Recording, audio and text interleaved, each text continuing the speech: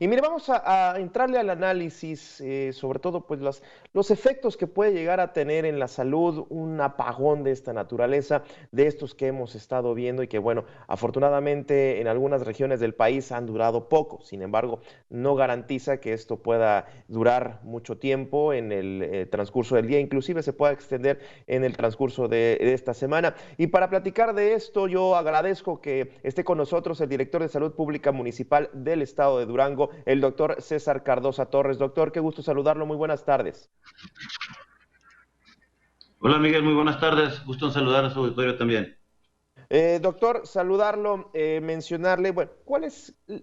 Durango no ha estado exento de los apagones. Me gustaría preguntarle, ¿cuál consideran ustedes una de las principales afectaciones que puede tener un apagón de esta naturaleza en una vivienda en donde quizás pueden tener a un paciente con un apoyo asistido, un apoyo vital, y que de pronto pues, se le va la luz? ¿Qué efecto puede llegar a tener? Sí, perdón, Gabriel. Sí, mira, la verdad es que es un problema muy grave, puesto que ahora, precisamente en esta época de la pandemia, vemos que uno de los grandes apoyos que se están teniendo en los hogares, es decir, un apoyo para los hospitales, sobre todo públicos, para que no lleguen a tantos pacientes, son los concentradores de oxígeno. Estas Claro. maquinitas que trabajan, que tienen un generador y que en su casa a través filtran el aire y se obtiene oxígeno. Entonces, hay muchos pacientes que se están tratando en domicilio y que eso desahoga mucho la atención hospitalaria en sus domicilios. Entonces, imagínate que un paciente, una persona, está en su casa dependiente de oxígeno por estar contagiado por COVID y se le va la luz de manera inmediata, pues un paciente que tienes que llevarlo de inmediato a un hospital. Y si que los hospitales están como en algunos lugares ya colapsados o llenos o con muy pocos espacios, pues te colapsa un sistema de salud en cuestión de minutos. Claro, claro. Pues esto es pues, para todos los estados en donde pueda suceder esto. O sea, no importa inclusive qué tan sofisticado pueda llegar a tener un sistema de salud. Doctor, ¿cuál es entonces en este caso la recomendación principal que se pueda dar a la gente que nos escucha y que quizás nos está viendo y que a lo mejor ni siquiera ha tenido el apagón en su casa, en su vivienda, en su colonia, pero tiene esas condiciones de tener a un familiar y qué se le recomendaría en este caso? Mira, lo principal es que todos los tratamientos tienen que ser avalados por una persona que sepa lo que está haciendo, porque hemos visto inclusive que hay algunos médicos o enfermeras o personal de salud que no están precisamente adecuados a tratar este tipo de enfermedades y que la están tratando. Entonces, lo primero es sí contar con la atención de un profesional para que en dado momento de que llegara a pasar alguna situación de este tipo, bueno, pues ver cuáles son las posibles soluciones que se pueden dar, es decir, algunas maniobras que inclusive se Sí, pueden hacer con los pacientes, como ya lo hemos visto en la foto que está ahí en el video, personas que tienen que estar en posición prono, es decir, boca abajo, que también sí. ayuda a mejorar la oxigenación en los pulmones y algunas otras maniobras que se pueden hacer, pero realmente si llegamos a tener apagones como estos de condiciones graves donde duren mucho tiempo, bueno, pues las consecuencias pueden ser inclusive fatales. Claro, claro.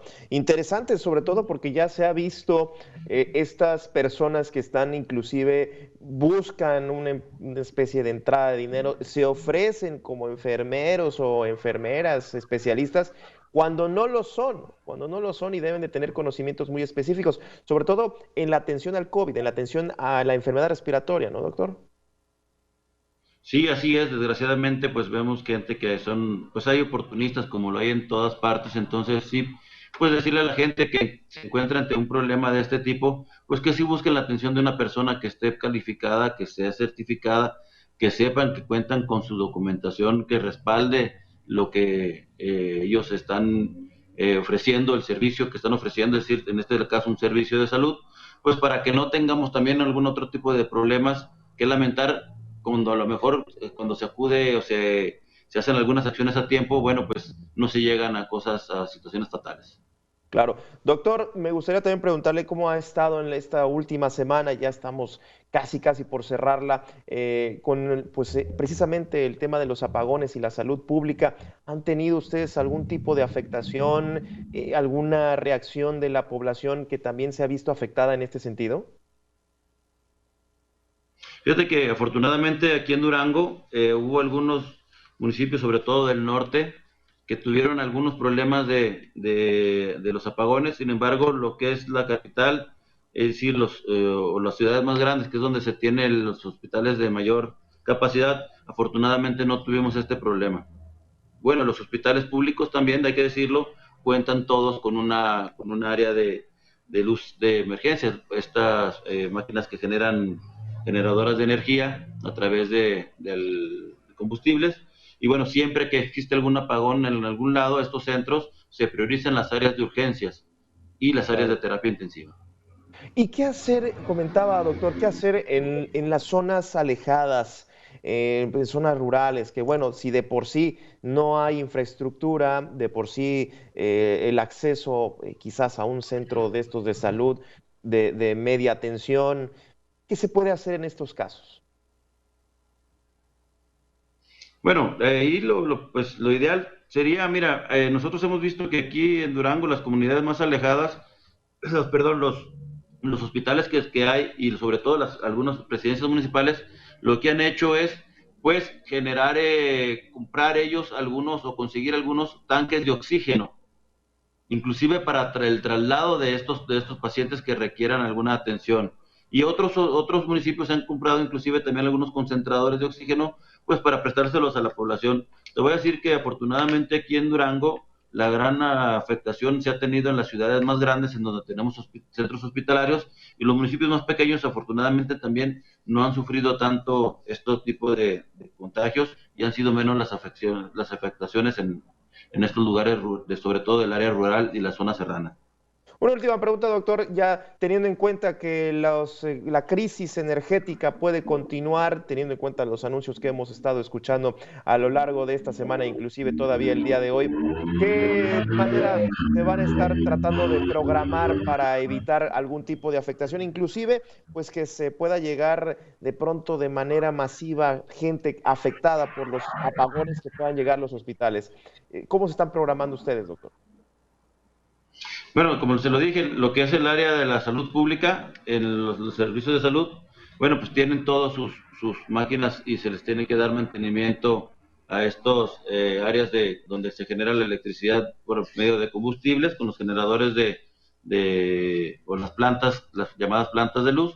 Y en ese sentido, bueno, pues tendremos que estar muy pendientes de que si llegáramos a tener un posible apagón aquí en el estado de Durango, que hasta el día de hoy no lo hemos percibido ni se nos ha informado que pudiera ser, bueno, pues tener al menos en los hospitales públicos la seguridad de que se va a contar con el suministro para atender a estos pacientes que lo requieren.